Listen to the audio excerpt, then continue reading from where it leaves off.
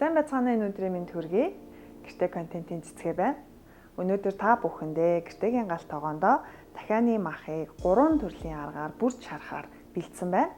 Тэгэхээр яг одоо дахианы гуйны цул мах, дахианы цээж мах, мөн ястай мах бэлдсэн байгаа. Энэ гураараа дахианы цээж махаар нь шажигнуур дахиа, харин дахианы гуйны цул махаар нь чихэрлэг савуустай дахиа, харин ястай махаар нь бүрж шаарсан ястай дахианы махыг бэлдэж үзүүлнэ. Мөн нэмэлтээр кослог салаадыг найруулж үзүүлнэ. Дахианы махаар ямар хоол хийх вэ гэсэн асуултууд маш их ирдэг учраас өөр төрлийн мах сонгож авсан байгаа. Дахианы цээж мах маань ерөнхийдөө маш аргу байдаг. Ихэвчлэн дэглэн барьж байгаа хүмүүс хэрэглэдэг. Өөх тосны агуулмж маш бага байдаг. За дахианы цээж махаа нэмгэн урт нарийнхан ингэж хэрчиж өгнө. 1 кг дахианы цээж махан дээрээ 1 хоолны халбаг давс, 1 цайны халбаг хар перц хийж өгнө. Үүнийгээ хутгаж амтлаад бүрж болгоно. Шажигнуур болгохын тулд бидэнд 4 ширхэг өндөг, 100 мл сүү, үүнийгээ сайтар хутгаж өгөх хэрэгтэй. 200 г гурил сухаар ашиглана. Гурилан дээрээ хэдүүлээ бага зэрэг амталгаа хийж өгнө. Давс 1 цайны халбаг орчим, хар перц хагас цайны халбаг орчим. Дахианы махаа бүрэх 3 бэлтгэц маань бэлэн болж байгаа. 1-р амталсан дахианы махаа өндгөндөө дүүрнэ. 2-р гуриландаа дүүрнэ. Нөгөө гараараа хуурай гурил болон сухаардах махаа эргүүлж өгөөд дахиад 2 дахь удаага өндгөндөө хийж өгнө. Нэг гар маань нойтон, нөгөө гар маань хуурай байгаа. Нойтон гараараа дандаа өндөг рүүгээ хийн, хуурай гараараа гурил болон сухаараараа бүрж өгнө гэсэн үг. 3 дахь удаага сухаар руугаа хийн. Үүнийгээ жиг сайхан бүрж өгөөд бэлэн болно. Бүгдийг нь бүрж бэлдээд хөрөгчөндөө хөлдөөчж болно. Тосоо сайтар халаагаад дахианы махаа хийн.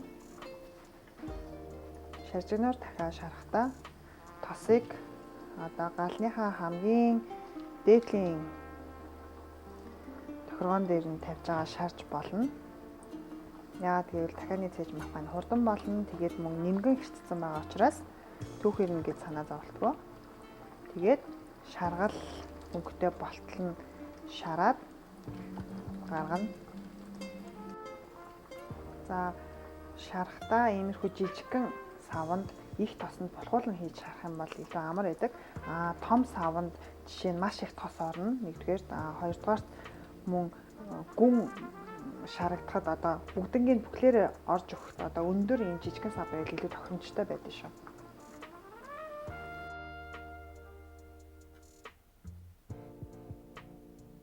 Хоёр дахь арга маань дахианы гуйны цул мах ашиглан чихэрлэг савуустай дахиа хийх гэж байгаа.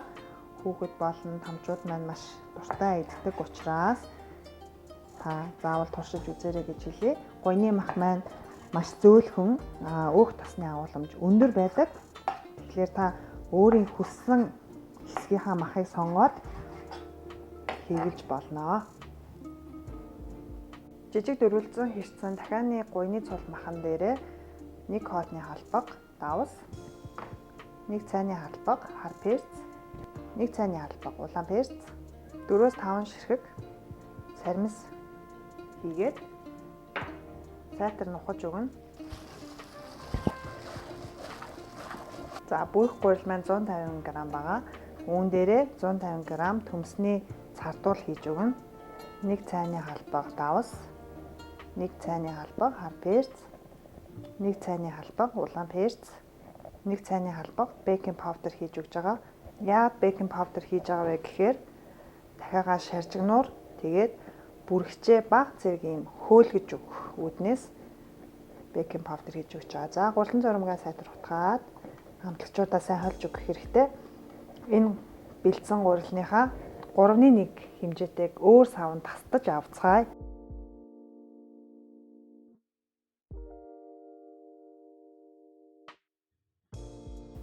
3-1-ийг салгаж авсан гурилан дээрээ 150 мл сүү хийж өгөөд гурилан зургийг зуурах ёстой.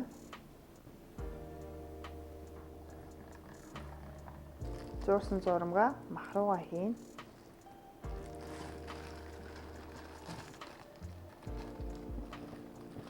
За ингээд махтайгаа нийлүүлээд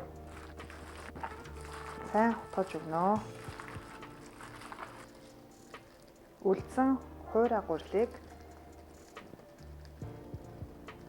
хийж өгөөд мөн хутгана.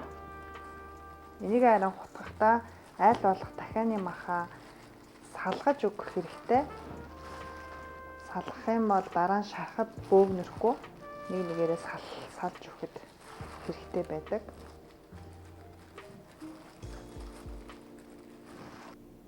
Дахианы гуйны цул махаа мөн тосоо сайдар халаасны дараа хийж өгнө. Дахианы махнууд маань ер нь маш хурдан болдог учраас удаан байлгах юм бол илүү аргу болчиход байдаг.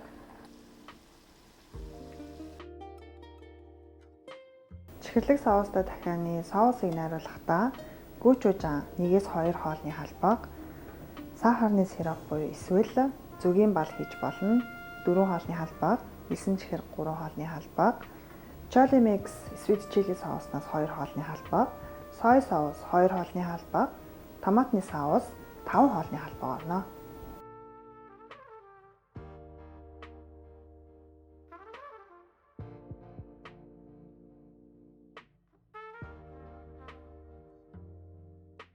Соусаа ихээр бэлдээд хөрөгчөндөө хадгалж болно. Тэгээд дахианы мах шараад хүмүүс ирэхэд шууд соусанд дутгаад өчгөд амар байдаг. Хайрлын таван соусаа хийгээд баг зэрэг халаагаад соус ч ингээ пор гэж буцлаад ирнэ. Тэгэхээр хэдүүлээ дахиад хийж өгнө.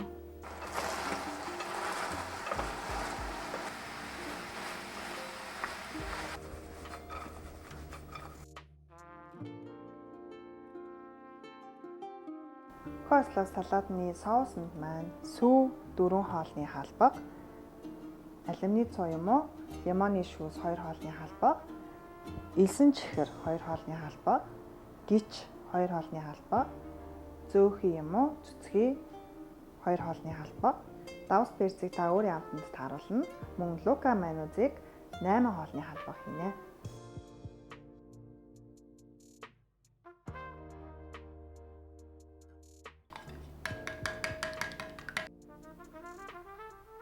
Бөөрийнхий байцааны тал буюу 500 г байцааг дөрвөлжин хэрчээд бэлдсэн байгаа.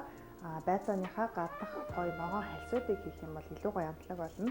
Үүн дээрээ нэмэх нь 3-4 ширхэг лууван мөн адилхан дөрвөлжин хэрчсэн байгаа. 1 ширхэг сонгом орно. Үүн дээрээ бэлдсэн соусаа бүгдийг хийгээд утгаад косло салаадны бэлэн болдог байгаа. Махаа шарах хоорондоо салаадаа хутгачаад хөрөгчөндөө амрах хэрэгтэй.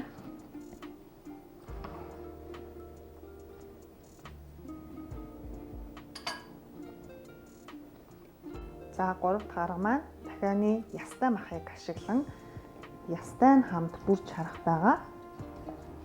За ястай махыг яаж бүрж харах талаар хүмүүс маш их асуудаг. Ястай учраас том хэлбэртэй байдаг учраас түүх ирэх магадлал ихтэй байдаг.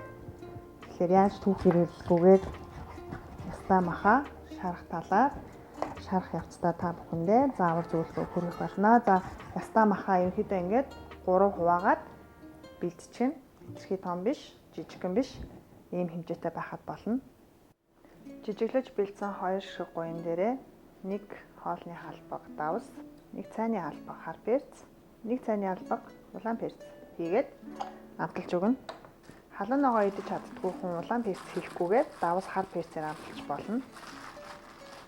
Бүрэгтээ 2 ширхэг өндгөн дээрээ 100 мл сүү хийгээд утгаж өгнө.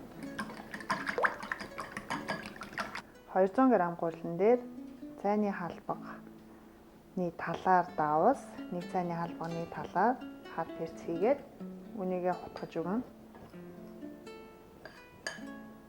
Өндгөндөө эхлээд өрнө. Нөгөө гараараа гурилаараа бүрж өгнө. За дахин өндөг рүүгээ хийгээд хамгийн сүүлд нь дахиж нэг гуриландаа өнхрүүлээд бүрэлт маань болж байгаа. Дахианы махнууд маань ер нь бүгд маш сайн гиссэн байх хэрэгтэй байдаг. Бүх махнуудаа бүгдийг нь бүрж өгчөөд нэг мөсөн шарыг. За дахианы гуйныхаа ястай махыг тосоо маш сайн халаагаад хийж өгнө. Маш сайн халаасан тосоо одоо багасгаж өгнө. Манай пилетэг бол 9 дээр хамгийн хай гэдэг өндөр байдаг. За би 7 болгох гэж байна. Тэгээд 7 дээр ерөнхийдөө нэг 10-аас 15 минут шарж өгнө. Яагаад түүхээрээ дэдэг вэ гэхээр хүмүүс маш өндөр галаар шарчдаг. Тэгэхээр гаднаасаа шарлаад харлаад эхлэн гутал гарчдаг. Тэгэхээр доторхон түүхий байдаг. Тэрний оронд тосоо маш сайн халаасны дараа температураа багасгаад дундын галаа удаан болгох юм бол гаднаасаа шарлах түлэгдэх процесс маань бага явагдаад дотор маань сайн гүйцэд сайн болж өгнө гэсэн. За ингээд хэдүүлээ 10-аас 15 минут үүнийгээ шарна. Харин гаргахдаа болсон болоогүйг нь үзэхийн тулд сэрээгээр ч юм уу хатгаад савхаараа ч юм уу хатгаад үзээд дотроос нь шүүс гарч ийн үгүй юу гэдгийг шалгаж олно. Хитрхи зөөлөн галаар шарах юм бол тос маань одоо жишээ нь бүлээхэн байх юм бол гаднах энэ нөгөө бүлсэн гурил маань салаад унцдаг. Тэгэхээр тэгхүүн тулд галыг маш сайн тохируулж өгөх хэрэгтэй байдаг.